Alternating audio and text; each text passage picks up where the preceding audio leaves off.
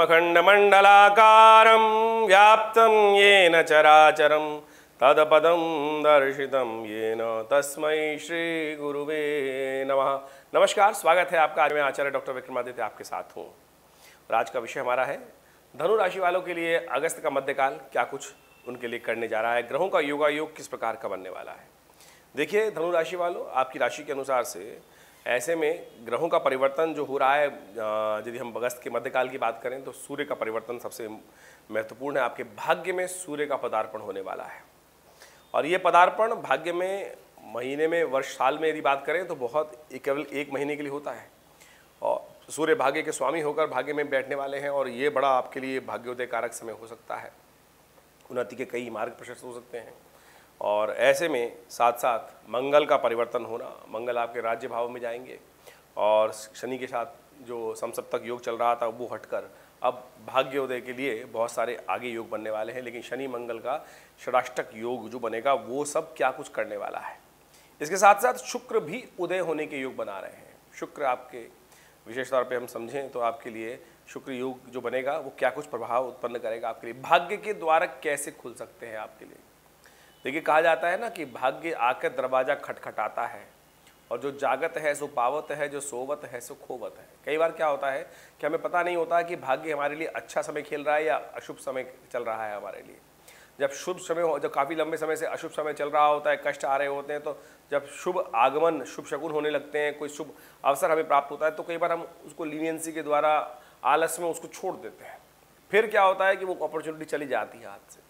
ज्योतिष विज्ञान यही बताता है कि भाई सूर्योदय जो हुआ है, हवाएं जो चली हैं, वो आपके लिए कहाँ से रास्ता बनाने वाली है और जो उसमें सही समय पर सही चीज़ों का ध्यान करते हुए, देश काल परिस्थिति का समझते हुए कार्य कर लेते हैं, उन सब के वारे न्यारे हो जाते हैं। तो यही ज्योतिष का लाभ है और यही आपको विशेष तौर पर धनु राशि वालों समझ लेना चाहिए कि आने वाले समय में आपके साथ कौन कौन से खेल इस अगस्त के मध्यकाल में होने वाले हैं। आपकी राशि के अनुसार से सिलसिलेवार तरीके से हम बात करते हैं। सबसे पहले बात कर लेते हैं 11 अगस्त की। तो 11 अगस्त की ग्रह गणना समझ लीजिए, उससे पहले पंचांग समझ लीजिए। सावन का महीना चल रहा है, अधिक मास उसके अंतर्गत विद्यमान है, उसका शुक्ल पक्ष की जगह कृष्ण पक्ष चल रहा है और उसमें शुक्रवार का अवसर एकादशी तिथि शुद्ध रूप से विद्यमान है। सूर्योदय से लेकर अगले दिन सूर्योदय के बाद भी रहेगी, तो वृद्धावस्था में वृद्धा हो गई है स्थिति, बढ़ गई है तिथि और ग्रहों का योगायोग परिवर्तन की तरफ जा रहा है। एकादशी अपने आप में इस कलिकाल में सबसे पुण्य तिथि मानी जाती है और जो विशिष्ट अधिक मास में, पुरुषोत्तम मास में आने वाली एकादशी तो वैसी पुरुषोत्तमा एकादशी मानी जाती है। जिस तिथि का नाम भगवान विष्णु के नाम पर हो, स्वयं उनके द्वारा दिया गया हो, तो उससे ज़्यादा शुद्ध तिथि कोई हो ही नहीं सकती। कोशिश करें भगवान विष्णु का विशेष तौर पर स्तवन करें, कल्याण का मार्ग प्रशस्त होगा। कैसी है तिथि आपके लिए ग्रह गणना के अनुसार से? देखिए ग्रह गणना के अनुसार से आपके लिए विशेष तौर पर स्वास्थ्य का ध्यान रखने वाला समय है। अननेसेसरी के रिपू शत्रुओं से बचने का समय है। अननेसेसरी के क्लैश में मत फंसिएगा। जो दिन भर समय है थोड़ा उठापटक वाला दिखाई देता है, स्वास्थ्य का ध्यान रखते हुए समय निकालने का आपको प्रयास करना चाहिए। शाम के समय से करीब करीब परिवर्तन का ग्राफ आपको स्वयं दिखना शुरू हो जाएगा। ये साफ साफ ग्रह दिखा रहे हैं, तो इसलिए दिन को थोड़ा शांति के साथ निकालिए। शाम का समय अनुकूल रहेगा और उस समय में आपको आगे बढ़ने के योग बन सकते हैं और बहुत सारी अपॉर्चुनिटीज़ देर काफ़ी इंतज़ार करने के बाद आपके ग्राम में आने के योग बनते दिखाई दे रहे हैं। तो ऐसे में क्या करना चाहिए? उपाय, जी हाँ, उपाय सबसे बढ़िया भगवान विष्णु की आराधना करें। एकादशी की शुद्ध तिथि है, चावल का सेवन ना करें और उपवास रखें। ओम नमो नारायणाय का जप करें। गाय का, गौ की सेवा करने का प्रयास कीजिए। भगवान विष्णु का साक्षात संबंध विप्र और धेनु इत्यादि से है, तो इस बात का ध्यान रखें। संतजन की, विप्रजन की और साथ साथ धेनु की, गौ की सेवा करने का आपको प्रयास करना चाहिए। गाय के निमित्त शुक्रवार का दिन है, हरा चारा डाल दीजिए, कुछ अन्न डाल दीजिए। ये सब चीज़ें करेंगे तो आपके ग्रहों का अनुकूल प्रभाव आपको प्राप्त होगा। आपके चंद्रमा भी आपके अनुकूल होंगे। यदि द्वादशी की हम बात करें तो 12 तारीख की हम बात करते हैं। 12 अगस्त की। 12 अगस्त को शनिवार का अवसर है। एकादशी उदया तिथि के रूप में विद्यमान है और द्वादशी उसके बाद आगमन हो जाएगा। तो शुद्ध रूप से एकादशी के साथ साथ द्वादशी का संयोग जो हो रहा है वैष्णव संप्रदाय के अनुसार से ये शुद्ध तिथि है एकादशी के रूप में मनाने के लिए। पुरुषोत्तम एकादशी का पूर्ण पुण्य मिलेगा। इस दिन उपवास रखें, भगवान विष्णु की आराधना करें, भगवान कृष्ण की उपासना करें। साथ साथ जितने पुण्य हो सकते हैं वो सब करने का प्रयास। अधिक मास की विशेष तौर पर शुभ तिथि है, 2.5-3 साल बाद एक बार आती है और सावन में तो पता नहीं कितने सालों बाद आ रही है। तो इस तिथि का लाभ आपको अवश्य लेने का प्रयास करना चाहिए। शनि आपकी राशि के अनुसार से थोड़ा सा पराक्रम में कमी लाने के योग बना रहे हैं। शनि शनि धीरे धीरे आपको कार्य करने के योग दे रहे हैं।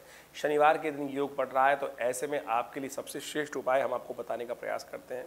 इन दिनों शनि ने आपको वैसे ही परेशान कर रखा था, तो शनि आपके लिए सबसे श्रेष्ठ जो उपाय बताना हमारे अनुसार दिखाई देता है, दूध में थोड़े तिल लेकर या गंगा जल में थोड़े तिल लेकर उसके द्वारा भगवान का अभिषेक करिए और देखिएगा शनि को अनुकूल करने का आपको मार्ग प्रशस्त होगा, कल्याण के योग बनेंगे। ग्रह आपके लिए अनुकूल बने हुए हैं, आगे बढ़ने के अवसर आपको प्राप्त होंगे। बहुत सारी चीज़ें आपके फेवर में आने की स्थिति आपको बनती दिखाई दे रही है। 2-3 दिन से जो स्थिति चल रही थी उसमें परिवर्तन, महत्वपूर्ण परिवर्तन आपको स्वयं देखने का अवसर प्राप्त हो सकता है। तो इस समय का उपयोग आपको करने का प्रयास करना चाहिए। उपाय हमने आपको बताया। और साथ साथ यदि 13 तारीख की बात करें तो 13 अगस्त के लिए उस दिन रविवार का अवसर, द्वादशी तिथि विद्यमान, उसके साथ साथ त्रयोदशी का आगमन, तो रवि प्रदोष का योग बन गया है। प्रदोष यानी समस्त दोषों को हरने वाला समय, और ये प्रदोष बेहद खास है। अधिक मास, सावन के अधिक मास पर रविवार के दिन पड़ने वाला जो प्रदोष है, कीर्ति में वृद्धि के योग देने वाला है, कष्टों को दूर करने वाला है, समस्त प्रकार के जो पुण्यों को उदय करने वाला है। हमारे जीवन में हम जब कार्य करते हैं तो अनेक प्रकार के दोष हमारे समक्ष लग जाते हैं। छोटे छोटे अपराध हमारे द्वारा कभी ना कभी होते रहते हैं, जीव हत्या होती रहती है, चलते हुए रास्ते में चींटियां मर जाती हैं, बहुत सारी चीज़। अब दोष तो उनका लगेगा। ऐसे में उन दोषों के कारण से जीवन में जो पुण्य है वो समाप्त होते चले जाते हैं। अब पुण्य को कैसे बढ़ाया जाए, तो इसलिए तो प्रदोष काल है, समस्त दोषों को हरने वाला काल है। तो आज वही जो हम बात कर रहे हैं 13 तारीख की, तो वही तिथि बन रही है। रविवार के दिन प्रदोष कीर्ति में, जब यानी रियलाइजेशन के अंदर जो चीज़ हमें प्राप्ति होनी है उसमें जो कमी लाने के योग बन रहे हैं वो पुण्यों की कमी के कारण से बन रहे हैं। पाप कर्म जब बढ़ जाते हैं तो पुण्यों का क्षय हो जाता है, तो उसके कारण से। तो ऐसे में बड़ा सुंदर शास्त्र में उपाय बताया गया है, भगवान का स्तवन। समस्त कर्म तो भगवान के स्तवन से दूर होते हैं, दुष्कर्म जो है वो भगवान के श्री चरणों में ध्यान करने से दूर हो जाते हैं। रविवार का दिन, प्रदोष काल, प्रदोष की तिथि और सावन का अधिक मास, तो ऐसे में श्रेष्ठ हमने इस मुहूर्त को समझते हुए विवेकानंद योगाश्रम में तो उस उपाय को करने के लिए बड़ा सुंदर कार्यक्रम रखा है, रुद्राभिषेक का, जो पूरे महीने चल रहा है। तो ऐसे में विशेष तौर पे आप समझिए, आप भगवान शंकर का तिल के द्वारा अभिषेक करने का प्रयास कीजिए, भगवान का इच्छु रस से अभिषेक करने का प्रयास कीजिए। ये सारी कार्यक्रम जो है हमने विवेकानंद योगाश्रम में रखे हुए हैं। रविवार को 6 बजे से लेकर करीब करीब 8 साढ़े 8 बजे तक चलेगा। आप सब लोग भी इसमें सम्मिलित हो सकते हैं। ग्रह आपकी राशि के अनुसार से यदि बात करें तो अनुकूल बने हुए हैं। यदि आप इस कार्यक्रम में सम्मिलित होना चाहते हैं तो नंबर्स आपके सामने स्क्रीन पर हैं, आप उन पर फ़ोन करके अपने समस्त रजिस्ट्रेशन को कर सकते हैं, अपने नाम से रुद्राभिषेक करवा सकते हैं और अपने पुण्यों का उदय कर सकते हैं। प्रदोष सबसे श्रेष्ठ काल माना जाता है। कहा जाता है कि इस प्रदोष काल में समस्त कर्मों से निवृत्त होकर भगवान का स्तवन करना चाहिए, और इस काल में भगवान शंकर पार्वती जी के साथ संसार का भ्रमण करते हैं। इस प्रदोष की तिथि में, प्रदोष काल में, शाम के समय सूर्यास्त होने के बाद, और जो भगवान का स्तवन करते हैं उनकी मनोकामना सिद्धि के योग बनते हैं। ये शास्त्र का वाक्य है, इसको अवश्य ध्यान रखना चाहिए। 14 तारीख की तिथि बहुत ही विशेष है। ये सावन के अधिक मास का अंतिम सोमवार है। सावन का महीना चल रहा है, सावन में अधिक मास में अंतिम सोमवार उसका, साथ साथ सावन के अधिक मास की शिवरात्रि का अवसर है, सोमवार है। तो सावन का अधिक मास सोमवार, आखिरी सोमवार, और साथ में महाशिवरात्रि, सावन के अधिक मास की शिवरात्रि, तो बड़ा पुण्य का समय है। तो ऐसे में इस पुण्य काल को अवश्य पूर्ण लाभ लेने का प्रयास कीजिए, तो इससे आपके कर्मों में सुधार आएगा। चंद्रमा आपके अनुकूल नहीं है, चंद्रमा अष्टम भाव में चल रहे हैं, अनुकूल नहीं है। ये कष्ट होने के योग देते हैं, नुकसान कराने के योग देते हैं, जुर्माना कराने के योग देते हैं, उधार चढ़ाने के योग देते हैं। तो ऐसे में अपने कर्मों को ठीक करने का हमें प्रयास करना चाहिए। हमने इस समस्त मुहूर्त को देखते हुए विवेकानंद योगाश्रम में सुंदर तरीके से कार्यक्रम रखा है, और उसमें रुद्राभिषेक का महा कार्यक्रम रहेगा। दूध के द्वारा, शहद के द्वारा, भस्म के द्वारा, विशेष तौर पर गंगा जल के द्वारा, अनेक प्रकार के औषधियों के द्वारा, इच्छु रस से, विजया के कल्प से भगवान का अभिषेक सुंदर तरीके से कराया जाएगा। आप सब लोग इसमें सम्मिलित हो सकते हैं। आप सबको सादर आमंत्रण है। शाम के समय 6 बजे से लेकर 8 बजे तक रहेगा कार्यक्रम। आप अपने नाम से भी करा सकते हैं, अपने स्थान को आरक्षित कर सकते हैं फ़ोन नंबर्स पे संपर्क करके। एक बात का ध्यान रखिएगा, 10 बजे के 28 मिनट से भद्रा काल आरंभ हो जाएगा। तो नया कार्य आरंभ, नए प्रोजेक्ट्स में हाथ डालना उसके बाद नहीं होना चाहिए, तो उससे पहले पहले करने का प्रयास कीजिए, तो आपके लिए अच्छा रहेगा। उसके बाद रात्रि तक 12 बजे के बाद तक भद्रा रहेगी, तो इसलिए सुबह 10:26 से पहले पहले ही कोई नया कार्य आरंभ करना है, नया प्रोजेक्ट हाथ में लेना है, नया कॉन्सेप्ट का डिज़ाइन करना है, तो उसको करने का प्रयास कीजिए, अन्यथा भद्रा का दोष लगता है। 15 तारीख की यदि हम बात करें तो 15 अगस्त को मंगलवार का अवसर है, और उस दिन विशेष तौर पे चतुर्दशी तिथि है। आप सबको स्वतंत्रता दिवस की बहुत बहुत शुभकामना। लेकिन एक बात का ध्यान रखिएगा, इस दिन गणमूल नक्षत्र विद्यमान रहेगा। जो अश्लेषा नाम का नक्षत्र है वो करीब करीब दोपहर में करीब करीब 2 बजे आरंभ हो जाएगा और 16 तारीख को भी 17 तारीख के मध्याह्न तक जो विशेष तौर पर मघा नक्षत्र विद्यमान रहेगा। अश्लेषा मघा 2 गणमूल नक्षत्र के अंतर्गत आते हैं और 27 दिन बाद रिपीट होते ही हैं ये नक्षत्र। तो इस बात का ध्यान रखना चाहिए हमको कि गणमूल जब नक्षत्र में जो जातक जन्म लेते हैं उनकी मूल शांति अवश्य करानी चाहिए। तो ये बात हम इसलिए बोलते हैं कि बहुत सारे घरों में नए संतति नए बच्चों का जन्म होता है। यदि इन तिथि में हो रहा है तो उनके घर वालों को ध्यान रखना चाहिए, अन्यथा बच्चा स्वयं के लिए और परिवार के लिए बहुत भारी रहता है। ये ज्योतिष की गणना है, तो इनको ध्यान रखते हुए जो कार्य करते हैं वो सब बहुत सारी चीज़ें से अपने कष्टों से दूर कर सकते हैं। इन सब का लाभ लेना चाहिए। यदि हम बात करें धनु राशि वालों के लिए तो ये समय विशेष तौर पर समझ लीजिएगा थोड़ा सा भारी है और दिनों की अपेक्षा थोड़े से आपको कार्यों को पूर्ण करने में कष्ट आने के योग बन सकते हैं, क्योंकि ग्रहों की गणना के अनुसार से शुक्र, चंद्र और साथ साथ चंद्रमा और सूर्य शुक्र ये हैं जो सारे के सारे आपके अष्टम भाव में विराजमान हो गए हैं। ये अष्टम भाव में विराजमान होकर थोड़े से कष्ट के योग देते हैं, कीर्ति को हनने के योग देते हैं, पूर्ण सफलता में बाधा उत्पन्न करने के योग देते हैं, तो बंधनों को बढ़ाने के योग देते हैं, इमोशनली थोड़ा सा व्यक्ति को परेशान करते हैं। उपाय करने के लिए जो रास्ता है वो आपके लिए बड़ा श्रेष्ठ है। मंगलवार का अवसर है, सावन के अधिक मास का मंगलवार।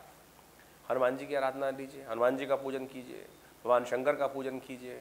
हमने इसी मुहूर्त को देखते हुए इस दिन, क्योंकि सावन के आखिरी अधिक मास का आखिरी मंगलवार पड़ रहा है, तो हमने सुंदरकांड का कार्यक्रम रखा है विवेकानंद योगाश्रम में। हनुमान जी की आराधना के लिए, शिव की आराधना के लिए रुद्राभिषेक का शाम को 6 बजे से ये कार्यक्रम आरंभ होगा।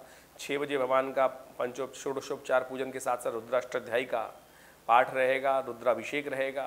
सब लोग भक्तजन एकत्र होकर वहाँ भगवान का अभिषेक करेंगे। बड़े विशाल भगवान के साक्षात सौराष्ट्र के समान विशाल शिवलिंग का निर्माण विवेकानंद योगाश्रम में किया गया है। सदगुरुदेव आचार्य श्री केशव देव जी महाराज के सानिध्य में जो स्थापित किया गया शिवलिंग, भगवान शिव का बहुत सुंदर स्वरूप वहाँ विराजमान है। और उसके साथ साथ सुंदरकांड का पाठ रहेगा शाम को 7 बजे से। उसमें आप भी सम्मिलित हो सकते हैं। विशाल भंडारा रहेगा, आरती होगी, भगवान को चोला चढ़ेगा। तो इन सब कार्यक्रमों को कर आप अपने लोक और परलोक को दोनों को सुधार सकते हैं, ग्रहों को अनुकूल कर सकते हैं। मंगल का परिवर्तन आपके लिए बहुत इंपॉर्टेंट रहने वाला है। इससे पहले ये मंगल का शुभ योग पड़ रहा है, तो इसको करने का प्रयास कीजिए, कल्याण होगा। 16 तारीख की यदि ग्रहण गणना बात करें तो उस दिन बुधवार का अवसर, अमावस्या तिथि, अधिक मास की अमावस्या है। ये वर्षों बाद आती है, तो ऐसे में इस पुण्यकाल को अवश्य लाभ लेने का प्रयास कीजिए। और ग्रहों की गणना साफ साफ तौर पे दिखाती है कि ये समय अपने पितरों के निमित्त अवश्य कुछ तर्पण इत्यादि करें। कई बार क्या होता है कि हमारे पितर हमसे रुष्ट रहते हैं, पितृ ऋण चढ़ा रहता है, तो उसकी निवृत्ति के लिए ये अमावस्या बहुत श्रेष्ठ है। ऐसे में ब्राह्मणों को भोजन कराना, गऊ को भोजन कराना, विशेष तौर पर गायत्री का जप करना, तर्पण इत्यादि करना, और ये बड़ा कल्याणकारी अवसर है। ऐसे में विशेष तौर पे इन सब कर्मों को अवश्य करने का प्रयास करना चाहिए। ग्रह आपके थोड़े से भारी दिखाई देते हैं। शाम के समय ग्रहों का परिवर्तन होगा और वो आपके लिए पॉजिटिव चेंजेस लाने वाला रहेगा, तो इस वक्त गाड़ी को थोड़ा धीरे धीरे चलाने का प्रयास कीजिए। शाम को पॉजिटिव सिग्नेचर्स आपको प्राप्त होने शुरू हो जाएंगे, पॉजिटिव साइंस आपको प्राप्त होने शुरू होंगे और अगला दिन आपके लिए शुभ रहेगा। 17 तारीख की यदि हम बात करें तो उस दिन गुरुवार का अवसर है। सावन की शुक्ल पक्ष की प्रतिपदा है, सिंह की संक्रांति है, सिंह में सूर्य प्रवेश कर रहे हैं। आपके अपने भाग्य स्थान पर, यानी आपकी राशि के अनुसार से यदि बात करें तो धनु राशि वालों के लिए भाग्य में सूर्य का पदार्पण, भाग्य उदय करने के, भाग्य को जगाने के योग बन रहे हैं। भाग्य में सूर्य स्वग्रह में अपने घर में प्रवेश करेंगे करीब करीब 1:32 पर। यह संक्रांति आपके लिए बहुत महत्वपूर्ण रहेगी। वैसे हम अलग से वीडियो बनाएंगे इसके ऊपर एक, जो आपको बताएगी पूरा कि कौन सा खास आपको लाभ प्राप्ति के योग बनेंगे। तो ऐसे में आपको इसका संपूर्ण लाभ लेने के लिए भगवान सूर्य को अवश्य अर्घ्य देना चाहिए। ग्रहों का योग आपके अनुकूल दिखाई देता है, पॉजिटिव चेंजेस वाला रहेगा। सूर्य और साथ साथ आपके लिए विशेष तौर पर ग्रहों का परिवर्तन जो दिख रहा है, दोनों के दोनों भाग्य में बैठकर धर्म की युक्त कार्य करेंगे। धर्म के द्वारा ही लाभ प्राप्त होगा, अधर्म की आप सोच भी नहीं सकते। अध्यात्म में आपकी इच्छा जागती दिखाई दे रही है, तो ये बड़ा सुंदर अवसर आपके लिए रहेगा। भगवान सूर्य को अर्घ अवश्य दें। थोड़ा दूध में रोली, थोड़ा जल में रोली लेकर ताम्रपत्र में, और उसमें पीला फूल डालकर भगवान को ओम घणी सूर्य आदित्याय नमः इस मंत्र का जप करते हुए देखिए। 1 महीना आपके लिए भाग्योदय वाला रहेगा। ऐसे में बहुत अच्छे से आपको ऑर्गेनाइज होकर काम करने की ज़रूरत है। बहुत अच्छे से अपॉर्चुनिटीज़ आपके समक्ष आएंगी। अलग से वीडियो हम दोबारा बता देते हैं, आपके लिए डालने वाले हैं, उसको देख लीजिएगा। 18 तारीख की यदि हम बात करें तो उस दिन शुक्रवार का अवसर है। द्वितीया तिथि है, सावन के शुक्ल पक्ष की द्वितीया, और बहुत इंपॉर्टेंट तिथि है। शुक्रवार का अवसर, द्वितीया की तिथि और मंगल का परिवर्तन। मंगल सिंह से निकलकर कन्या में जाएंगे करीब करीब 3:54 पर शाम को, और शुक्र उदय होंगे। इस दिन चंद्र दर्शन भी आपको होगा। चंद्र दर्शन जो होगा बड़ा इंपॉर्टेंट रहेगा। यदि आपकी राशि के अनुसार से हम बात करें तो चंद्रमा आपके ना अष्टम भाव के स्वामी हैं, और चंद्रमा का जब उदय होगा तो आप समझें चंद्रमा का उदय इस बार लालिमा लिए होगा। बहुत छोटा सा चांद दिखाई देगा, सफ़ेद की जगह लालिमा युक्त होगा। थोड़ा मन में भय उत्पन्न कर सकता है। आने वाले 1 महीने में अन्य शरीर के मन में भय उत्पन्न करने की योग देता है। मन आशंका ग्रसित हो सकता है। ऐसे में समस्त आशंकाओं को ठीक करने के लिए भगवान शंकर का स्तवन अवश्य करें, उनको दूध के द्वारा भगवान का अभिषेक करें। और देखिए कन्या में जब मंगल जाएंगे, ये विशेष तौर पर आपके लिए जो योग बनाएंगे, आपकी बुद्धि पे चंद्रमा का मंगल की पूरी दृष्टि पड़ेगी, लेकिन साथ साथ शनि की दृष्टि भी बुद्ध पर जो आपके बुद्धि पे पड़ रही है। तो ऐसे में और शनि मंगल का षडाष्टक योग बनने जा रहा है, तो ये आपके लिए खास चीज स्थिति रहेगी। तो इसको समझ लेना चाहिए। सफलता में योग हैं, लेकिन सफलता में बनते बनते कार्य को शनि के कारण रुकावट उत्पन्न कर सकते हैं। तो इसकी क्या उपाय करना चाहिए, इसके लिए हम अलग से वीडियो बनाएंगे, उसको देखने का आपको अवश्य ध्यान रखना चाहिए। अब हम बात कर रहे हैं 19 तारीख की। 19 तारीख की ग्रहगणना देखें, शनिवार का अवसर, तृतीया तिथि, और विशेष तौर पर आपके लिए बड़ा अच्छा लाभ का योग बनता दिखाई दे रहा है। आगे बढ़ने के अवसर आपको प्राप्त हो सकते हैं। अपॉर्चुनिटीज़ आपके समक्ष आएंगी और उनको आप सही से ग्रैब करते दिखाई दे रहे हैं। तो निर्द्वंद भाव से आगे बढ़ते हुए कार्य करने का आपको प्रयास करना चाहिए। और विजय प्राप्त करने के लिए एक उपाय हम आपको बताते हैं। शक्ति प्राप्त करने की आवश्यकता है। शनि महाराज इन दिनों थोड़े से शक्ति में आपको कमी लाने के योग बना रहे हैं, थोड़ा सा पुरुषार्थ में कमी करने के योग बना सकते हैं। ऐसे में भगवान भगवती का और भगवान शंकर का, माँ भगवती पार्वती का मधुश्रवा तीज है, और इसको कहा जाता है हरियाली तीज भी बोला जाता है। तो ऐसे में भगवती पार्वती का और भगवान शंकर का शहद के द्वारा अभिषेक कर कर आप बड़ा अच्छा लाभ ले सकते हैं, कष्टों को दूर करने के योग बना सकते हैं। तो ये सुंदर उपाय है, इसको अवश्य करिए, देखिए लाभ होगा। 20 तारीख की यदि हम बात करें तो उस दिन 20 अगस्त को रविवार का अवसर है। चतुर्थी तिथि विद्यमान है, लेकिन साथ साथ चतुर्थी तिथि को रिक्ता तिथि बोला जाता है, और साथ साथ भद्रा भी है उस दिन, जो 11:24 पर आएगी। तो ऐसे में ध्यान रखिएगा कि आपको विशेष नए कार्यों से करने से बचना चाहिए। रविवार का दिवस है, चतुर्थी है, और ये चतुर्थी गणेश चतुर्थी व्रत के रूप में विद्यमान रहती है। भगवान गणेश का स्तवन कर कर ही कोई कार्य करें। और ग्रहों का योगायोग आपके लिए आगे बढ़ने के अवसर उत्पन्न करता दिखाई दे रहा है। पॉजिटिव चेंजेस मन में हो सकते हैं और कार्य को सही रूप से आप आगे बढ़ने के अवसर बना सकते हैं। धन्यवाद।